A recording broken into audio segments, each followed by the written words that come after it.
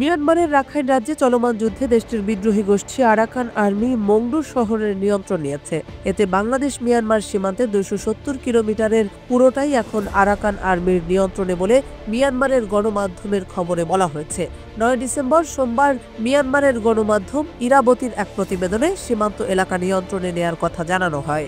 এরপরেই নাপ নদীর মিয়ানমার অংশে নৌ চলাচলে নিষেধাজ্ঞা আরোপ করেছে তারা, যা বাংলাদেশের নিরাপত্তা পরিস্থিতিকে জটিল করে তুলেছে। এর প্রেক্ষাপটে বাংলাদেশ অংশে টহল জোরদার করেছে border guard Bangladesh BGB.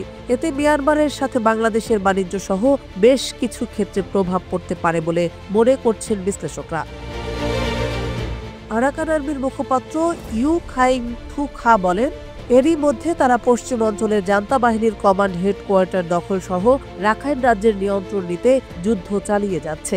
Teknaf উপজেলা নির্বাহী কর্মকর্তা শেখ এহসান উদ্দিন বলেন, যেহেতু সীমান্তের ওপার বিদ্রোহী আরাকান আর্মির দখলে নিয়েছে, সেই কারণে আমরা সীমান্তে সতর্কতা বজায় রেখেছি যাতে কোনো অবৈধ অনুপ্রবেশ না ঘটে।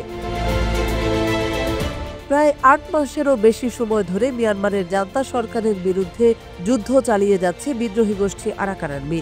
নিরাপত্তা বিশ্লেষকরা বলছেন, মিয়ানমারের চলমান এ যুদ্ধে রাখাইন রাজ্যের রোহিঙ্গা সহযোগী সংগঠন আরাকান রোহিঙ্গা আর্মি ARA ও আরাকান রোহিঙ্গা সালভেশন আর্মি বা RSA সহ কয়েকটি সংগঠনের অবস্থান ছিল জান্তা বাহিনীর পক্ষে, যে কারণে সীমান্তবর্তী আরাকান রাজ্যের নিয়ন্ত্রণ বিদ্রোহী গোষ্ঠী আরাকান আর্মির নিয়ন্ত্রণে যাওয়ার ফলে নতুন করে রোহিঙ্গা অনুপ্রবেশের ও বাংলাদেশ থেকে রোহিঙ্গা প্রত্যাবর্ষণ দীর্ঘায়িত হওয়ার শঙ্কা তৈরি হয়েছে।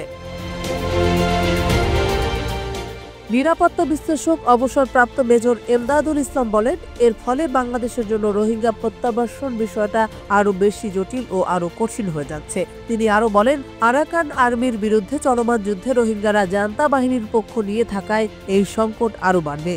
বিশ্লেষকদের মতে, আরাকান আর্মির বিরুদ্ধে যুদ্ধে পরাজিত সশস্ত্র রোহিঙ্গা সংগঠনগুলোর বাংলাদেশে অনুপ্রবেশের আশঙ্কা রয়েছে। তারা মনে করছেন, বাংলাদেশ মিয়ানমার সীমান্তে এই অস্থিরতা বাংলাদেশের মিয়ানমারের সাথে বাণিজ্যিক সম্পর্কেও প্রভাব ফেলতে পারে। এছাড়া বর্তমানে বাংলাদেশ এবং ভারতের সম্পর্কের টানাপোড়েনের মধ্যে এই নতুন অস্থিরতা বাংলাদেশের জন্য একটি বড় চ্যালেঞ্জ হতে পারে।